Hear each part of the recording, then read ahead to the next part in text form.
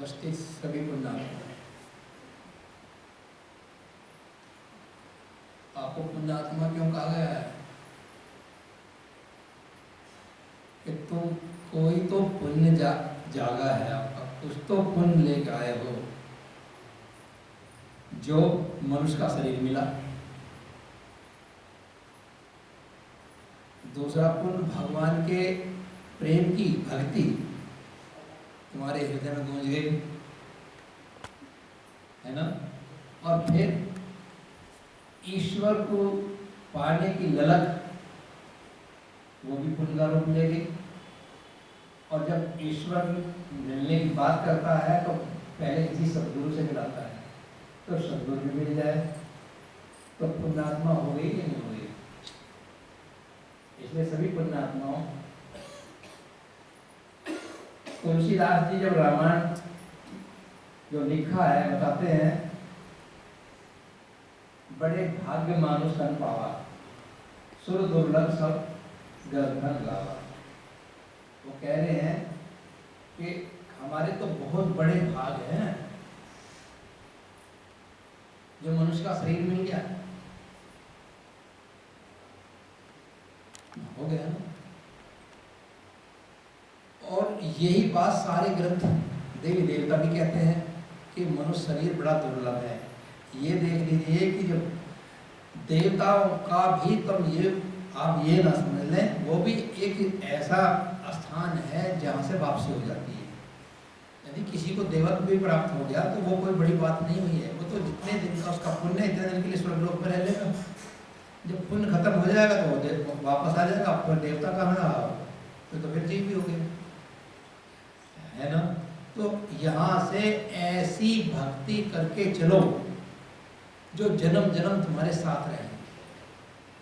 जितनी माया मिली हुई भक्ति है वो प्रभु के द्वार तक नहीं पहुंचती, वो माया के जनित है, माया ने पैदा की है।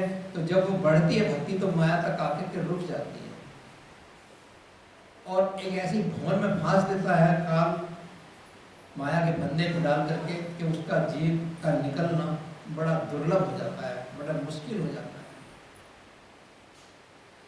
बड़े बड़े ऋषि महर्षियों ने देखा कि मेरे अंदर, सभी ऋषियों की बात कहूँ कि हमारे अंदर प्रभु ने कितनी कृपा की है। सबसे पहले तो ये कि हमें मनुष्य की योनि दे दी जो स्वस्थ है, निरोगी है। ऐसा मनुष्य जन्म पाया कि हम स्वस्थ हैं। दूसरे प्रभु की लगन, वो भी हमें प्राप्त हुई। तीसरे सदगुरु की कृपा भी हमको प्राप्त हुई। चौथी मनुष्य देह भी मिल गई। जब चार कृपा तुम्हें पहले से मिली है, तुम्हारे पुण्यों के कारण मिली वो भी, न तो मेंढक को तो नहीं मिली, नदी नाले में बहने वाले जानवरों को तो नहीं मिली है कृपा, तुम्हें मिली है। तो अब एक कृपा रह जाती है पांचवी। उस पांचवी कृपा के बिना जीव भटकता रहता है। अच्छा शरीर भी मिल गया, पुण्य भी जाग गए, भगवान की महिमा, भगवान की याद, कृपा, भक्ति भी तुम्हारे अंदर आ गई और मनुष्य की देह भी मिल गई। फिर भी एक कृपा रह गई, और जब तक वो कृपा उसमें शामिल नहीं करोगे, चाहे कैसा ही सतगुरु मिले, कैसा ही तुम्हें वातावरण मिले, कोई भव से पार नहीं हो सकता। वो पांचवी जो कृपा है वो है तुम्हारी अपनी प्रज्ञा। तुम अपनी प्रज्ञा को नहीं जगा पाए। यदि थोड़ी देर भक्ति और ध्यान में जाकर के थोड़ा अपनी प्रज्ञा को संभाल लेते तो ईश्वर की प्राप्ति हो जाती। चार चीज परमात्मा ने दे दी और एक चीज तुम्हारे ऊपर छोड़ी, फिर भी तुमने अपना मन प्रभु की भक्ति में नहीं लगाया, और लगाया भी तो छल और कपट से लगाया, वो परमात्मा तक पहुंचता नहीं है। रामचंद्र जी खुद ही कह रहे हैं, छल छिद्र मोह सुपने ना भाई भावा। कोई कितना ही बड़ा ऋषि मुनि संत ज्ञानी क्यों ना हो, उसका छल और कपट, यदि छल भक्ति कपटी भक्ति करता है तो मुझे अच्छा नहीं लगता। मैं तो निर्मल शुद्ध चित्त आनंद स्वरूप जिसका हो जाता है उस भक्त को पसंद करता हूँ। तो उसके लिए हमें बढ़ना पड़ेगा ना वैसा। तभी तुम भाव सागर से पार होंगे। दूसरी बात यह है, भाव से पार कोई नहीं हुआ ना होगा। लेकिन एक बात बनी हुई है कि भाव सागर से पार, सागर यानी जल यानी समुद्र, भाव से पार कोई हो ही नहीं सकता। यदि इस लोक से स्वर्गलोक में चले गए तो वहां भी भाव है, दुनिया वहां भी है। भाव माने दुनिया, जगत। देवलोक में तुम चले गए तो वहां भी है, वहां भी क्या है, वहां भी दुनिया है। तो भाव से पार नहीं हुए ना। इस भाव से निकल के दूसरे भाव में चले गए, इस कमरे में से निकल के दूसरे कमरे में चले गए, लेकिन कैद खाना तो वो भी रहा ना। उससे ऊपर उठ जाओ, ऊपर की यूनियन में चले जाओ, सतलोक में चले जाओ, अलग अगोचर में चले जाओ, वहां तक सीमाएं हैं और सीमाओं में लोग बंधे हुए हैं, दुनिया बंधी हुई है। वहां भी अगर तुम चले गए तो वहां भी भाव में ही गए हो। भाव माने दुनिया, वहां भी एक दुनिया भी पहुंचे हो। बस अंतर कितना होता चला है, या कपट है, छल है, आगे माया है, उससे आगे धर्म का राज्य है, फिर उससे आगे भक्ति वालों का राज्य है, फिर उससे आगे देखभालों का राज्य है। उसको भी लांघते लांघते आप उस लोग तक पहुंच के सतलोक तक, जहां नीचे की माया छूट जाती है, मगर वहां की माया काम करती है। सतलोक इसलिए कहा गया सतलोक, यानी वो माया सतोगुणी माया का लोक है, माया वहां। और जब माया वहां है तो दुनिया रचेगी, तो दुनिया वहां भी है। तो कोई भी भाव से पार नहीं हुआ ना हो सकता। फिर भी कहते हैं भाव सागर से पार लगा दे। भाव सागर नहीं, भाव सागर। भाव तुम्हारे विचार, इस समुद्र से पार हो जाओ। जो तुम्हारे अंदर भाव जागृत होते हैं, कभी अच्छे भाव जागृत होते हैं, कभी बुरे जागृत होते हैं। अभी तुम भक्ति कर रहे हो, थोड़ी देर पीछे चोरी कर रहे हो। अभी तुम किसी को ज्ञान दे के आ रहे हो, बड़ी प्रेम भाषा का, भगवान की भक्ति का, दूसरे को रास्ते में तुम्हारा कोई हानि कर देता तो गाली दे रहे हो। तो भाव नहीं सुधरे ना। हमें भाव से पार होना है, वही भाव सागर से पार होगा, जहां भाव विलीन हो जाएं। और भाव वहां विलीन होंगे जहां तुम्हारे साथ भाव का कर्ता नहीं होगा। कर्ता आत्मा तो कभी करता है ही नहीं। यदि कोई ये मानता हो कि आत्मा करता है, कभी नहीं है। सदैव आत्मा शुद्ध मुक्त नैवे बद्धेत काहिचित, बंधन मोक्ष मनुष्य शांतो तस्मिन् शांते तस्मिन् शांते मनोना। यानी ये आत्मा सदा मुक्त है, इसे कोई बंधन कर्म का नहीं लगता। नैवे बद्धित काहिचित, और कोई चीज इसे बांध भी नहीं सकती। नैनम छिन्दन्ति शस्त्राणि नैनम विद्यते पावके न चैनम कलेन देवते आपो न शोषयति मारुतः। इसको शस्त्र भी नहीं काट सकते। आत्मा को अग्नि जला नहीं सकती, वायु गला नहीं सकता, और वो जल गला नहीं सकता, वायु उसको सुखा नहीं सकती।